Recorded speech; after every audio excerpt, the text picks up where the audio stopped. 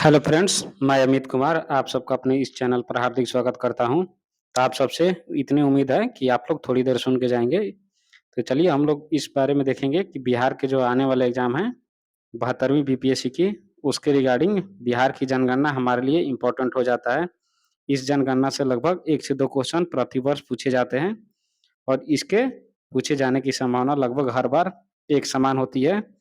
यदि आप लोग इस वीडियो में बने रहेंगे तो आपको बेनिफिट होने की संभावना रहेगी।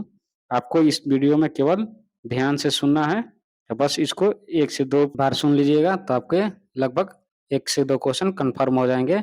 आई होप आप सब समझ गए हैं। तो चलिए स्टार्ट करते हैं सेशन को और हम लोग देखेंगे बिहार की जनगणना 2011 की, ठीक है? और इसको भारत की जनगणना के साथ भी कंपेयर करेंगे। इससे पहले हम लोग कुछ फैक्ट्स को देख लेते हैं। तो भारत की पहली जनगणना 1872 ईस्वी में हुई थी, लॉर्ड मेयो के शासनकाल में। लॉर्ड मेयो का शासनकाल था 1869 से 72 के बीच में और इसके शासनकाल में कुछ कार्यों को देख लेते हैं, जिससे हमारी हिस्ट्री की रिवीजन भी हो जाएगी। तो ये काठियावाड़ में राजकोट कॉलेज का उद्घाटन किया था, जहाँ पर भारतीय जो प्रिंसेस थे, युवराज, उनको राजनीतिक प्रशिक्षण देने का काम किया जाता था, जिसे आज अजमेर में मेयो कॉलेज की स्थापना के नाम से जाना जाता है। और इसके द्वारा भारतीय सांख्यिकी सर्वेक्षण की स्थापना भी की गई थी, जिसको हम लोग बहुत बढ़िया से जितने भी आंकड़े हैं उसको एंजॉय कर पाते हैं और उसी के आधार पर अपना डेवलपमेंट कार्य कर पाते हैं। तो पहली सर्वेक्षण इसी के द्वारा की गई थी, लॉर्ड मेयो के द्वारा। इसके अलावा कृषि और वाणिज्य विभाग की स्थापना लॉर्ड मेयो के द्वारा ही की गई थी। केंद्र और प्रांतों के बीच जो राजस्व का एकत्रीकरण होता था, उसके बाद में जिनको बंटवारे के लेकर एक नई प्रणाली शुभारंभ की गई थी 1871 ईस्वी में लॉर्ड मेयो के द्वारा।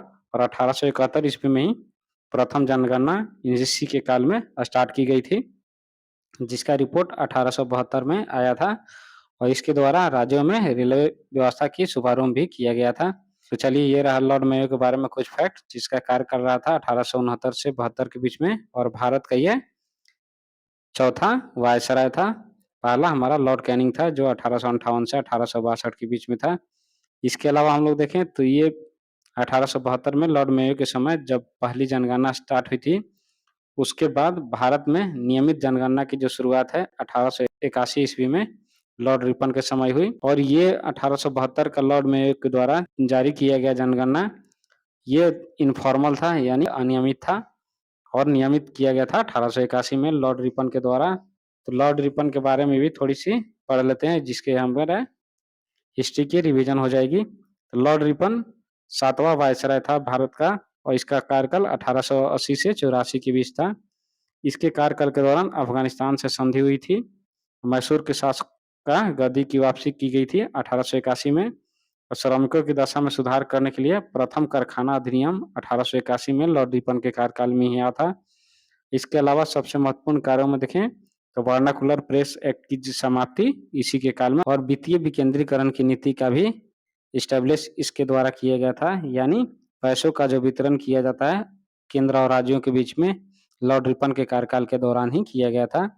और इससे इम्पोर्टेंट जो फैक्ट है वो है कि स्थानीय स्वशासन संबंधी जो सरकारी प्रस्ताव है 1882 ईस्वी में लॉर्ड रिपन के काल में ही हुआ था। 2 इसमें बहुत महत्वपूर्ण टॉपिक्स हैं, पॉइंट्स हैं, जिसको बोल रहे हैं वर्नाकुलर प्रेस एक्ट की समाप्ति और स्थानीय स्वशासन की नींव रखना, जिसलिए भारत में स्थानीय स्वशासन के पिता भी बोला जाता है इसको लॉर्ड रिपन को।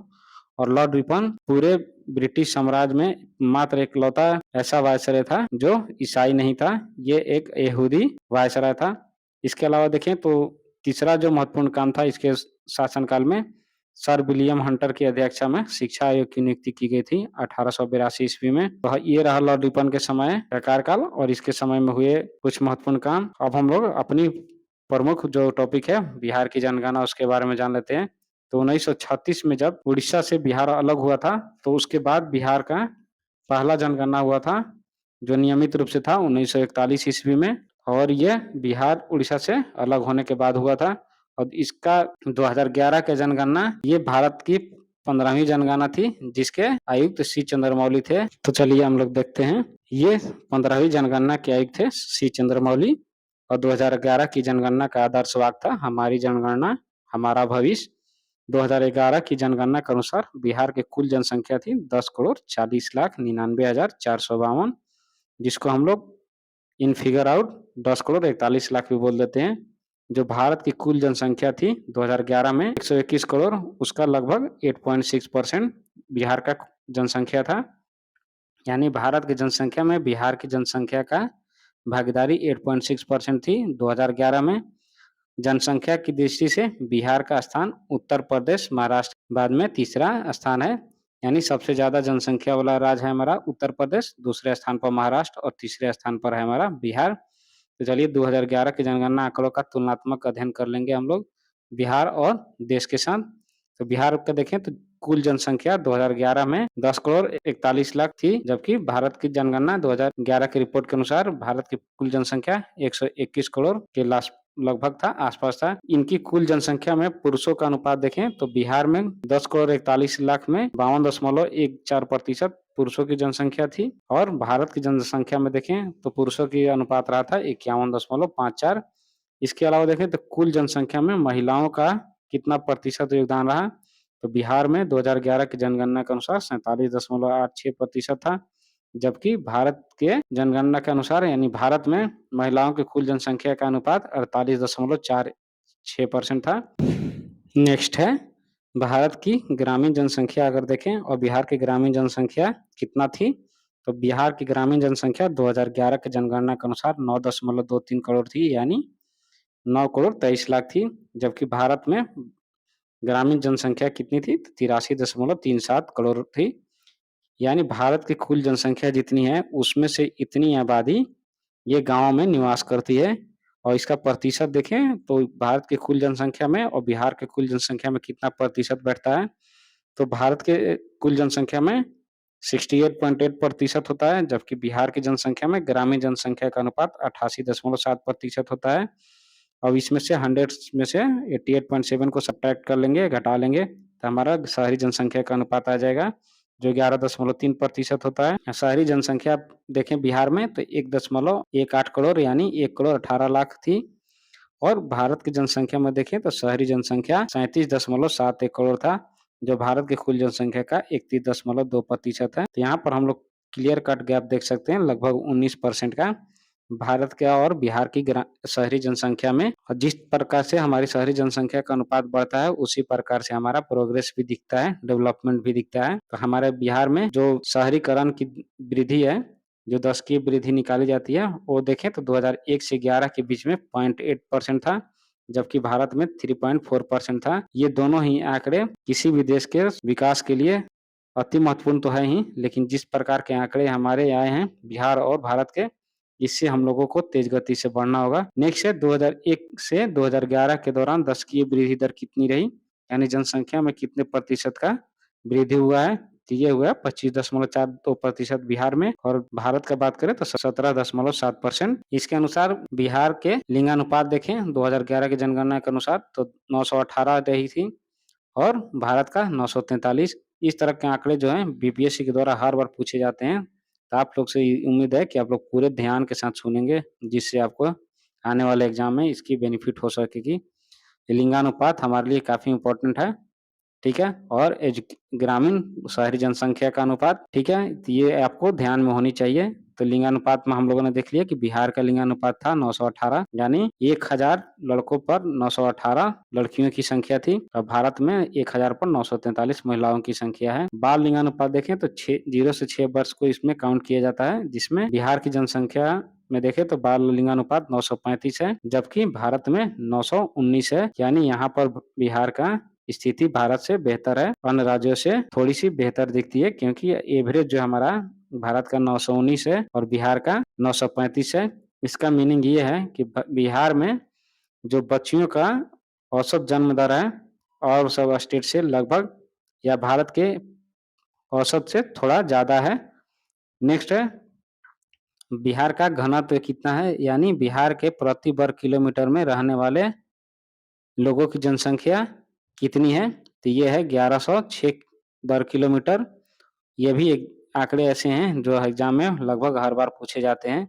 वहीं भारत की जनसंख्या देखें तो 382 है पर किलोमीटर में, यानी भारत के घनत्व से बिहार का घनत्व लगभग 2.5 गुना से भी ज्यादा है, यानी 2.75 के लगभग है। इसके अलावा देखिए तो 0 से 14 वर्ष की आयु समूह की जो जनसंख्या प्रतिशत है 40.2% है और भारत में 30.9% है।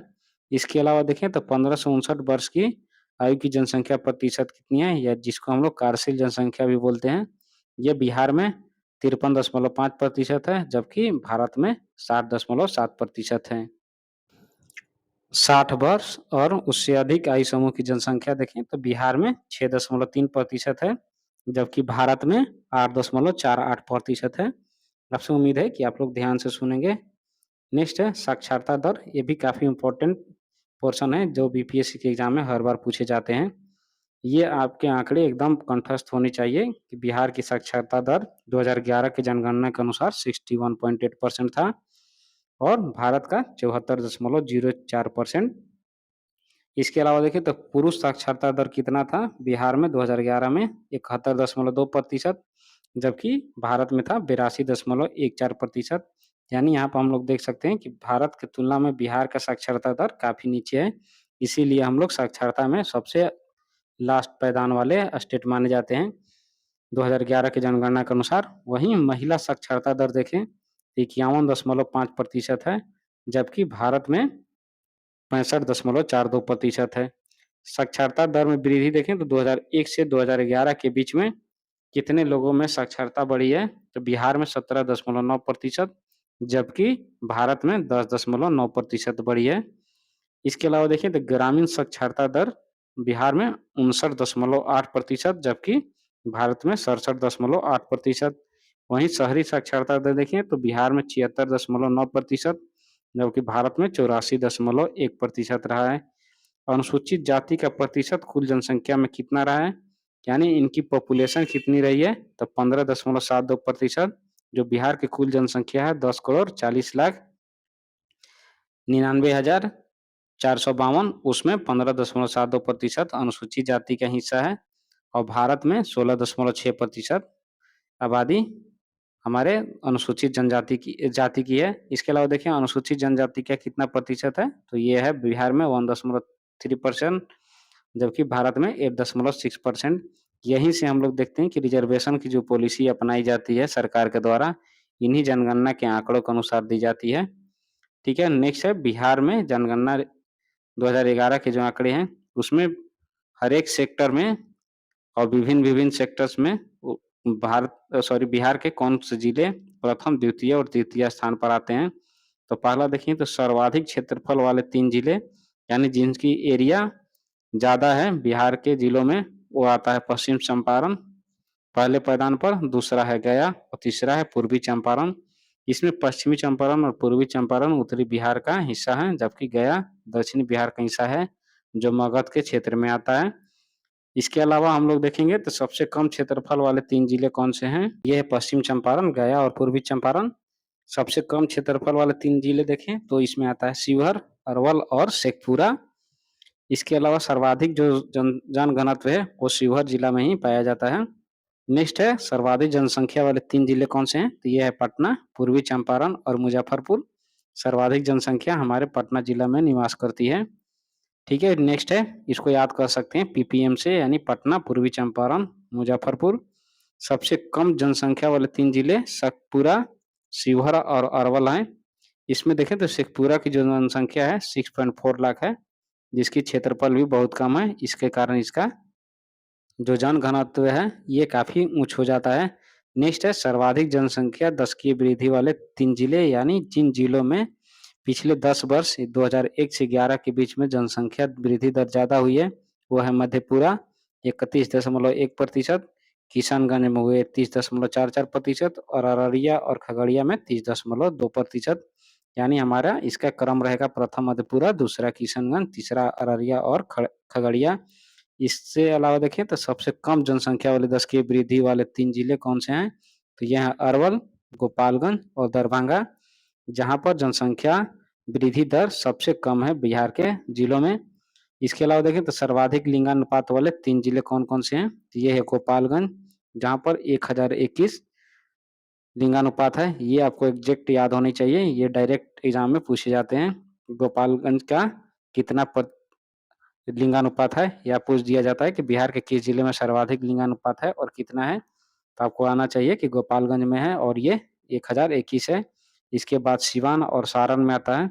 इसके सर्वाधिक लिंगानुपात होने का एक कारण और है कि जो भारत से बाहर के देशों में यानी खाड़ी देशों में जो मुस्लिम समुदाय हैं इस जिलों के, वो कार्य करने के लिए जाते हैं, तो इसके कारण यहाँ पर जब जनगणना होती है तो उसका लिंगानुपात बढ़ा हुआ दिखाई भी देता है। इसके कारण अब देखें तो नेक्स्ट है सबसे कम लिंगानुपात वाले 3 जिले। मुंगेर है सबसे कम लिंगानुपात वाला जिला 876 जहाँ की तो लिंगानुपात है। वहीं भागलपुर दूसरे नंबर पर और तीसरे नंबर पर है खगड़िया। ये सभी जो है जिले ये गंगा नदी के सीमा पर लगे हैं। ठीक है, और एक दूसरे से भी सटे हुए हैं। नेक्स्ट है सर्वाधिक बाल लिंगानुपात वाले 3 जिले, ये किशनगंज, कटिहार और गया है। सबसे कम बाल लिंगानुपात वाले 3 जिले वैशाली, पटना और मुजफ्फरपुर है। सर्वाधिक जनसंख्या वाले 3 जिले शिवहर, पटना और दरभंगा है। तो शिवहर का जनघनत्व है ये है 1880। इसके बाद पटना और दरभंगा का स्थान आता है।